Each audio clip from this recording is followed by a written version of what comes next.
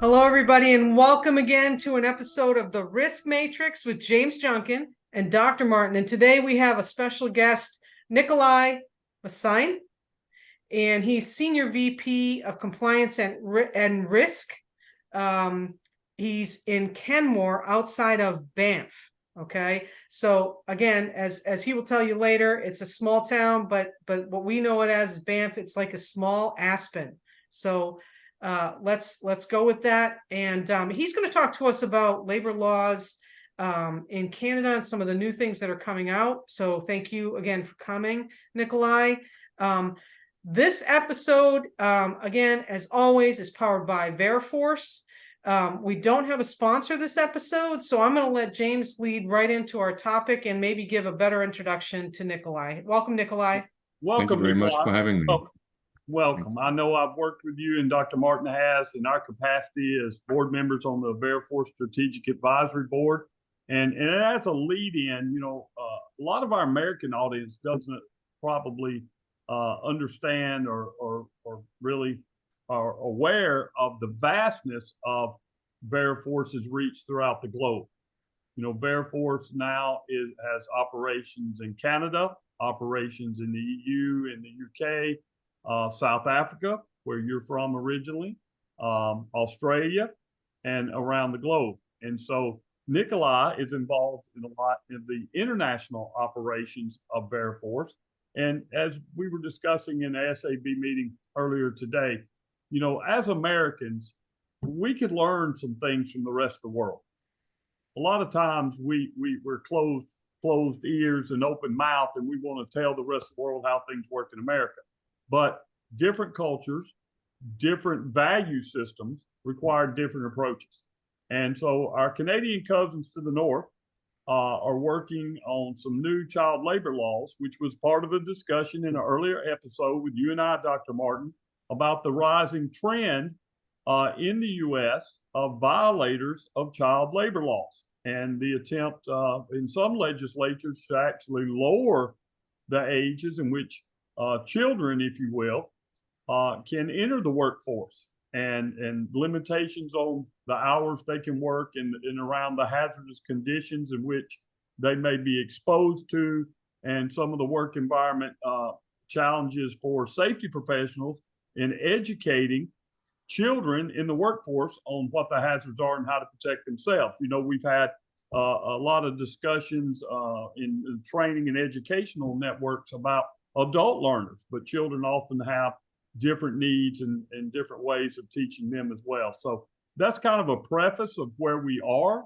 If you've not watched that episode, go back and check out child labor issues in the U.S. in our previous episode, and that will kind of inform you of what we're going to be talking about in the international setting with our friend Nikolai. Welcome, Nikolai. Thanks again. What's happening in Canada? Diving to this topic, maybe you introduced the topic by noting that the US might be trailing in some areas of regulation, but maybe ahead in other areas of regulation.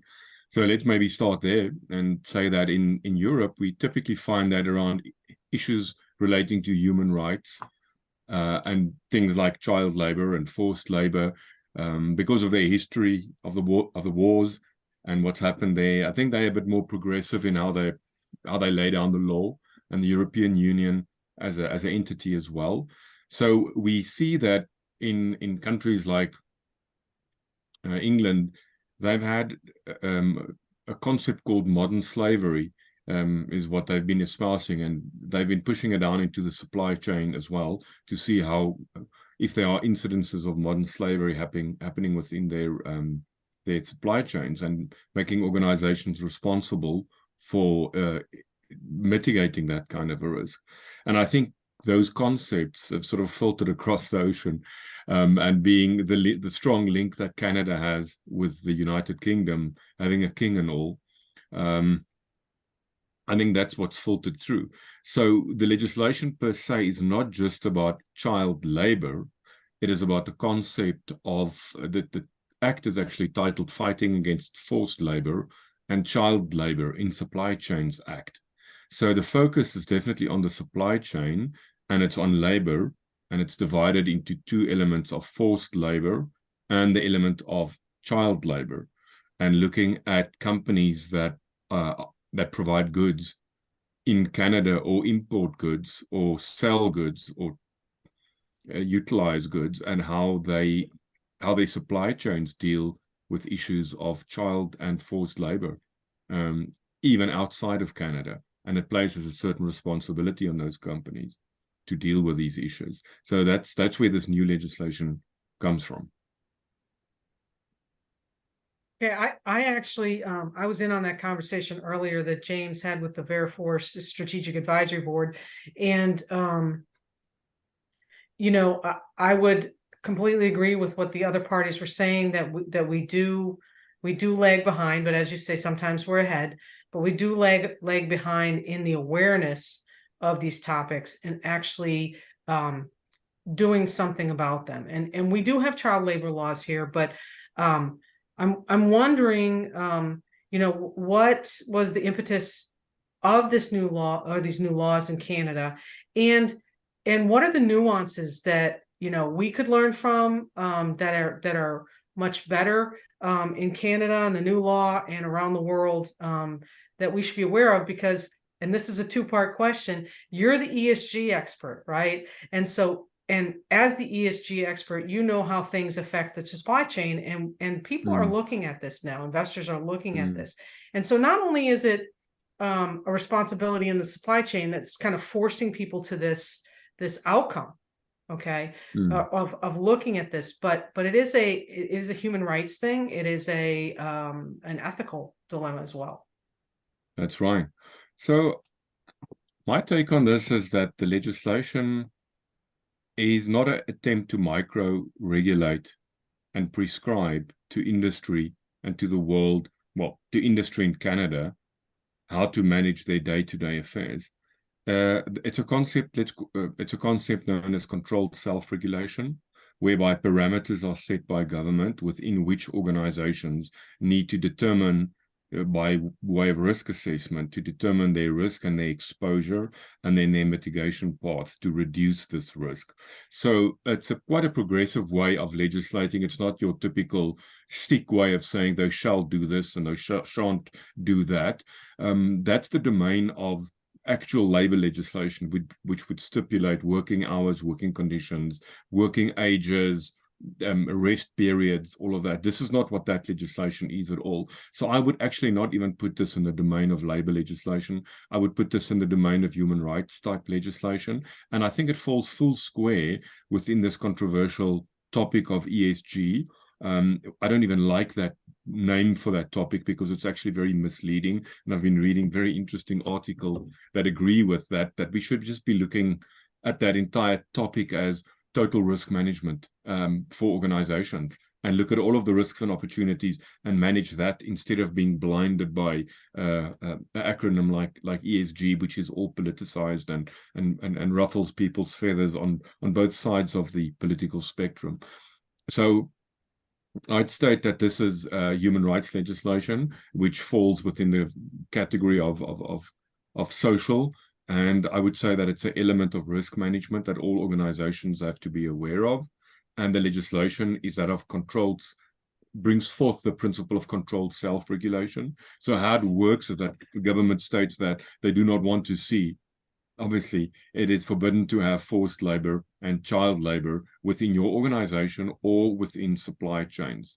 Now, the definition of forced and forced labor is taken from some of the Geneva Conventions and Geneva regulations, and then the definition of what child labor is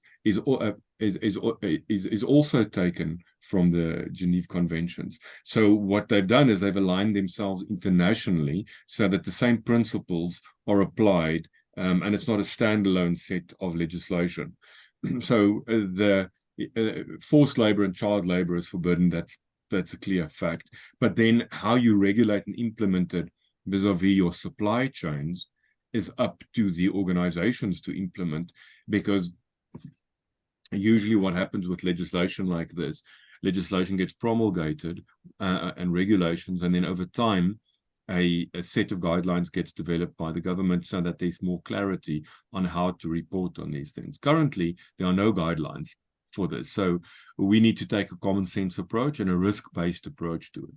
So what we've done is we've looked at the requirements of this regulation, and what the regulation, it's not a complex bit of regulation. First of all, it goes about setting out which entities this regulation applies to. So it's your larger type organizations within Canada, and also companies that manage other companies, and it's specific to goods being sold and imported into Canada. Why? Because services are typically rendered in Canada, and we have sufficient domestic legislation to cater for labor laws, to cater for child and forced labor and those kind of things.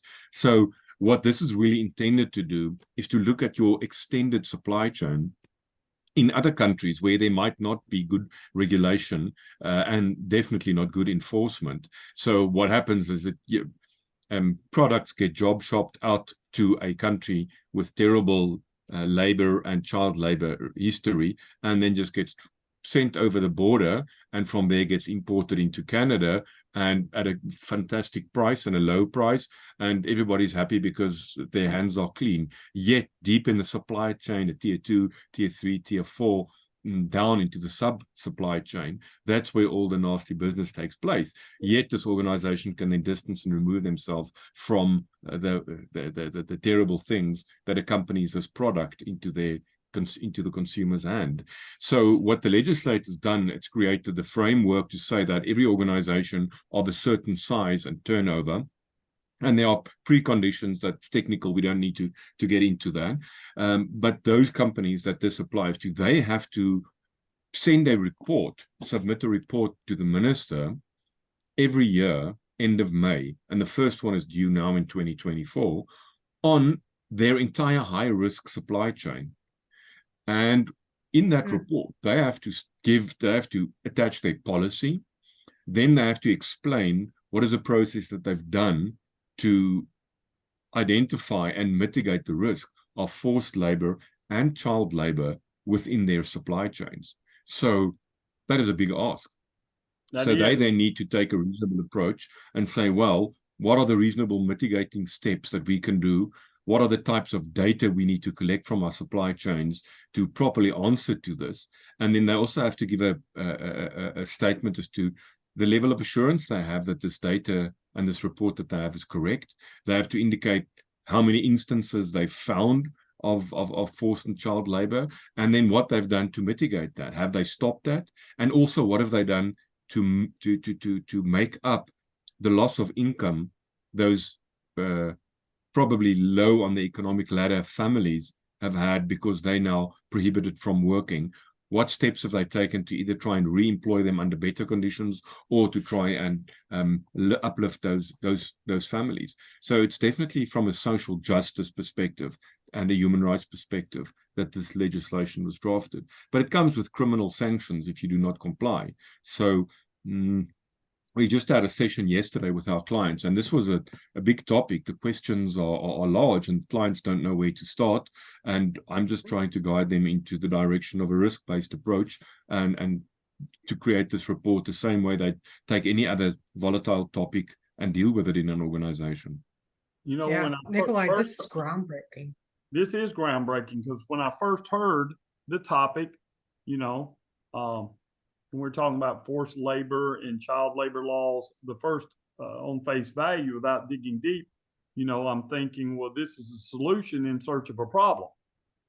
But when you expand this to the supply chain, now you have really opened Pandora's box, because most companies are not equipped to look down into the supply chain. And let's be honest, some people don't want to look down into their supply chain. They're afraid of what they'll find. And we see that in the U.S. We see that in a lot of other industrialized countries that outsource, particularly in the manufacturing of certain goods, to other countries in the underdeveloped world or the emerging world, right? So as an organization, based on what's happening in Canada, if I'm headquartered in Canada, if I heard you right, or if I'm shipping goods or services into Canada, this law would apply And I would have to have policies and mechanisms in place to ensure that every entity in my supply chain is conforming to the regulation and respecting the human rights of forced labor and the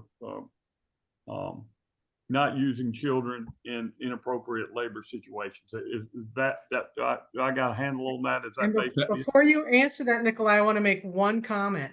One thing that's really important here, James, that you didn't add on to that sentence is the fact that they need to provide information about how they're going to re-employ or Right. make these people whole that are providing those goods and services. And that is a full cycle human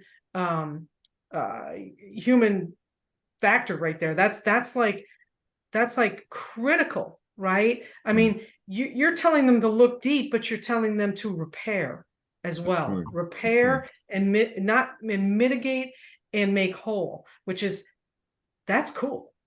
Yeah, so two comments there. First of all, to James, it's not related to services.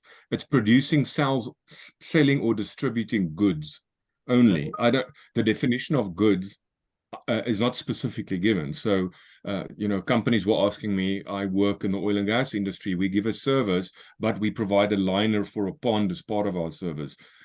Do I fall under this? And I would say that you take the precautionary approach here, and if it's not crisp, then you say yes, because there are some goods involved in what they sell. So if a portion is goods, a portion is service, I would say that it's included. If it's a full-on, say, only a cloud-based software company, like software as a service type company, I would say that they are definitely excluded from this. And it's more about there has to be a component of good in goods associated with it. So, but the rest of your assessment is correct, James.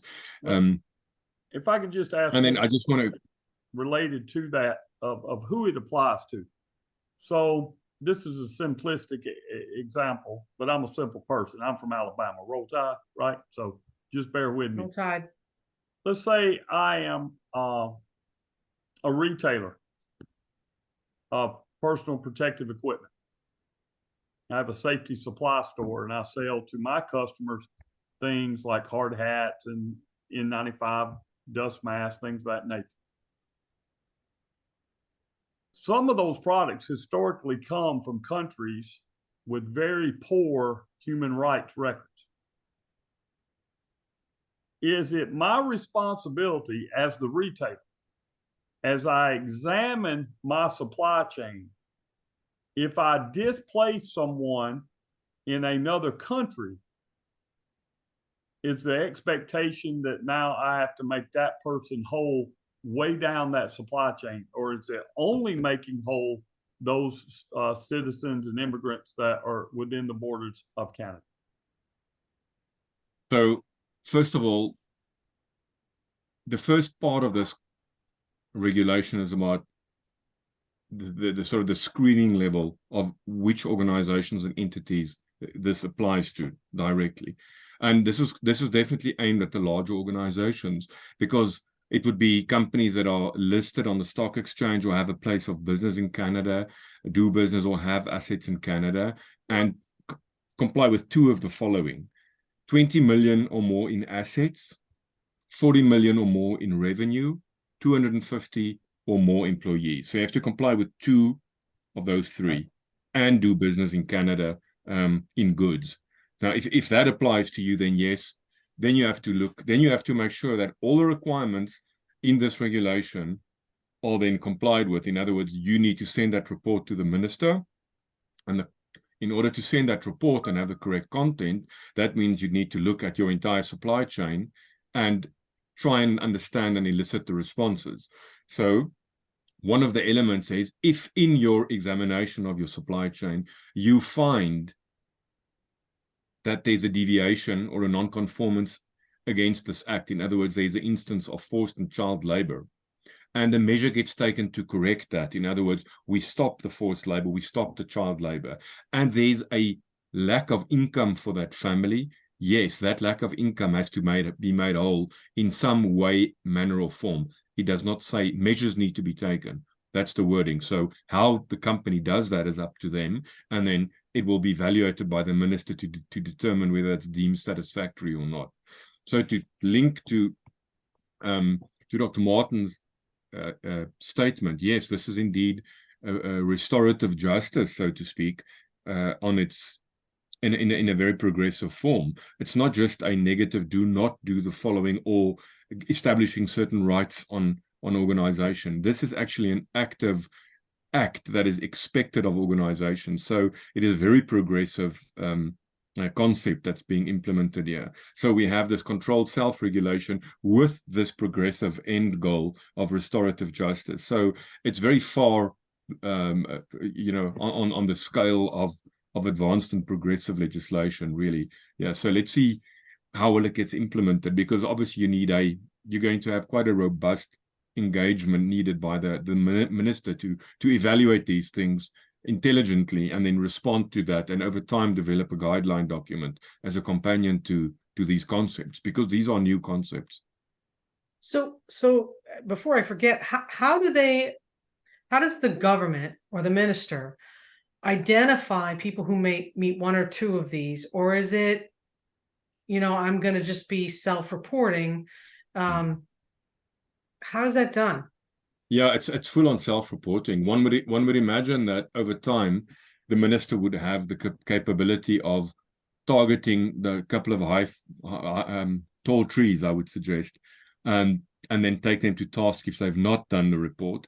And there are sanctions in the regulation, obviously criminalizing the non-compliance with it. So I would say it's in the interest of a board to look at this closely and make sure that they implement this properly, because why would anybody take a risk on behalf of their organization to implement a legal requirement as imposed by government? So it's not going to be an easy map to find out who falls within this category, but I'm sure looking at their tax returns, bank statements, whether these companies are listed or not, it's not a really hard exercise for a government agency with access to all of this information and bank details to really quickly figure out what the value of a company is and whether they fall in two of those three categories in the previous reporting cycle. I don't think that's a big lift at all. So I also I think it's interesting that they anchor it to the Geneva Convention principles and the definitions in the Geneva Convention, because that's something, at least for the people who've signed on to that they're aware of those, they've agreed upon those, and it's not open for discussion, right? It's just really that's it, unless everybody gets together and decides again. I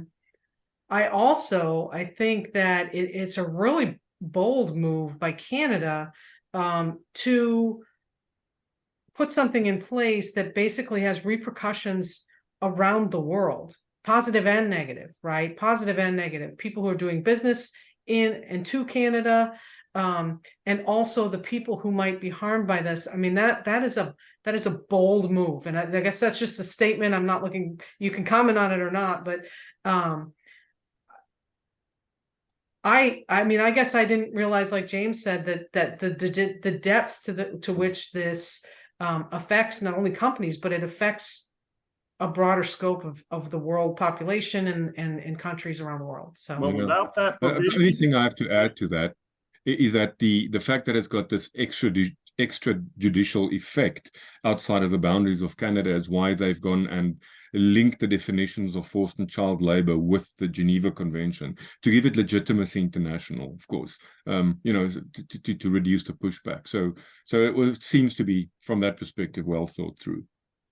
So I think the key part that really comes with economic stability, not only for an individual family, but for the entire planet, is companies cannot just disassociate themselves from poor supply chain actors that they may have been using for many, many years, and just pull that out and say, we'll build a factory to manufacture in the U.S. or in the Western Hemisphere, or, you know, wherever, and just walk away and leave a path of devastation behind. So That's very interesting. It's very interesting. And like Dr. Martin said, I really didn't understand how far this went from a legislative standpoint. Now, let's say I'm a business owner that's part of a publicly traded company. It's a large company that meets those two categories that would apply to make us subject to this legislation.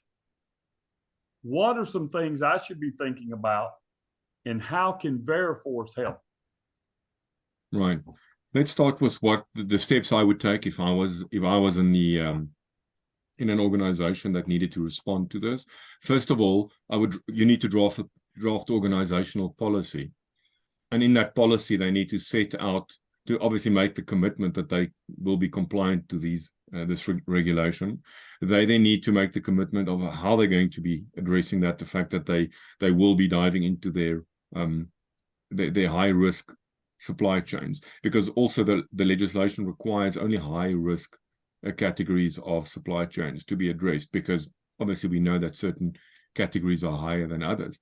And then in that document, or in a supporting document, maybe your actual practical procedure that stems from that policy, you would go about and say, what are the steps that your organization would be taking to, number one, in other words, identify your high risk supply chains, then go about getting information out of those supply chains, evaluating that information, and then taking necessary steps if there's a deviation that they meet. And one of the final steps that you have to take and discuss in this document is you have to assess the effectiveness of ensuring that forced and child labor are not being used in your business and supply chains. So implicit in that is almost a level of data assurance that's being required when you collect this data. And that's going to be different for every organization. But from my perspective, that could mean anything from a Zoom type desktop assessment and conversation with different suppliers, or a percentage of doing a physical assessment on either warehousing or manufacturing facilities, looking at their books, etc. So you might have to decide to do a physical audit and assessment, or to get some assurance linked to this data, especially if you think they're very high risk in certain industries or in certain countries. That would be a requirement over time. So how would we use a company like Veriforce that manages compliance and in supply chains? I think we've developed question sets that our clients can use to collect the types of data that would make it easy for them to show that they've assessed their supply chains and that they've made decisions on their supply chains and how they've made their decisions and what steps they've taken. So we've prepared these questions on different sort of levels of maturity. The first one would be screening type questions, which would make it easy for the client to identify. They push down those question sets to their supply chain, and that would give them an easy indication of has this supply chain of theirs, the top tier supplier, have they implemented measures against forced and child labor, and have they done things to look at their sub-supply chains as well, and do they have data around that? So that would be our first step. Is this risk even on the radar of our different supply chains? Then we ask them questions to provide proof that this has actually been properly implemented and evaluated, not just a policy, but that the policy stands implemented by way of an audit report, by way of what have they done if instances are found of child and forced labor, and also if it was found, what have they done to mitigate the risk, the impact, the financial impact on those families or on those individuals. We also provide a type of a question, we call it self-attestation, where we require an employee of this supply chain company with a high enough designation that they can represent that company to attest that company is not engaged in any forced labor or child labor, and we highlight the definitions. So that, what does this mean? You as a company who now has to submit this report, you have to show that you have taken reasonable measures, and due diligence is nothing but reasonable measures to assess a particular risk. So in order to do that, you collect different tiers of data from different data sources and different levels of assurance, and you package it up in this report to government to show, well, we've identified our high-risk contractors and suppliers. We've asked them different types of questions, and we've evaluated with the different levels of assurance. And if there were deviations, we've taken steps, and we've self-assured further. In my mind, that's a nice, neat, closed loop of methodology to go about describing that in a report to the minister of what they've done and where they stand.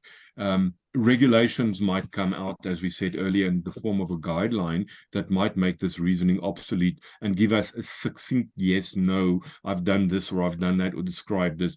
Then that's fine. Then we'll apply those questions. But we have a good product in something like Veriforce, where we have a network of 80,000 suppliers globally, where these types of questions can be pushed down into those relevant supply chains, and the data can be collected, and then that data can be used to answer these questions and create these reports. So I would say we are ideally suited as a vessel to get the correct data in front of a decision maker for our clients in Canada.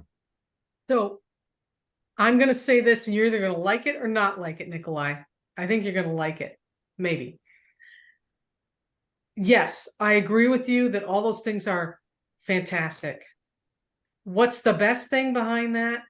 Your knowledge and expertise. And I'm not trying to kiss up to you. As James would know, I don't kiss up to anyone. Okay. But if you're listening to this show, what I will say is you want to make sure that somebody's not giving you these lists and making some kind of a plan for your company as you're reporting things to the government, right? To the government of Canada under penalties of criminal penalties, right? Behind it, that somebody like yourself who's well spoken on this issue can guide you through it, right? That's a service unto itself. Okay. I know how to get a hold of you. I mean, I won't call you often, but I might call you more now that you're kind of educating me on all these things.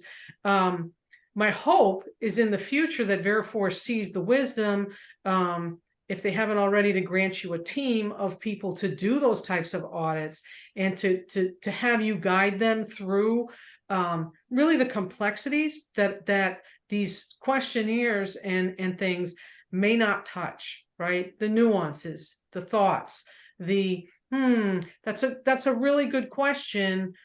Let me put you in touch with our Senior Vice President of Risk and Compliance, because he can answer that, or let me ask him so I can get it to you, right?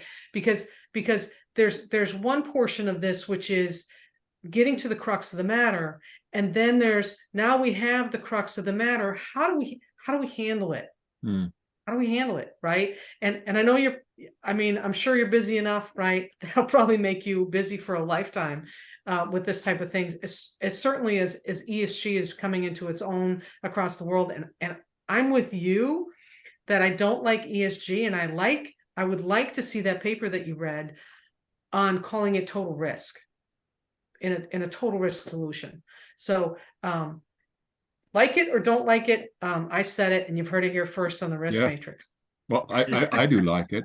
I would say that from a company perspective, our response to that would be that on our roadmap of positioning ourselves as a full risk management for the supply chain company, we are investigating the feasibility of putting together assurance teams for all these different topics within the old ESG world, inclusive of supply chains, depending on the level of assurance our clients might want, that we could offer that in some way, manner, or form, either directly or by way of partnerships with other properly trained auditors out there in the team. So it's definitely part of the roadmap going forward. It's a progressive realization of a goal. It's not going to happen overnight. It's a big ask, but we're definitely working on this. Well, I'm glad you're on my team, because I'm probably going to call you every once in a while now, since I know that the depth of this is it's so much deeper than I thought. So right. Well, thank pass you it over to James for joining us today. It was certainly very educational. as to what's going on in Canada, and that has implications for everyone in the world, including partners in the U.S. who may be part of the Canadian supply chain, who then are part of the international supply chain for products. So thank you for coming. We appreciate your comments today, and we look forward to having you back, Nikolai. You're a great guest, a lot of knowledge. If you have questions about this type of issue or ESG or compliance or risk, you can reach out to the Veriforce Professional Services team. They can get you in touch with Nikolai there at Veriforce. And as always, thank you for listening to our podcast, our video cast. Go down, hit that subscribe button, smash that like button, and y'all keep bringing those workers home safe from High Hazard Jobs.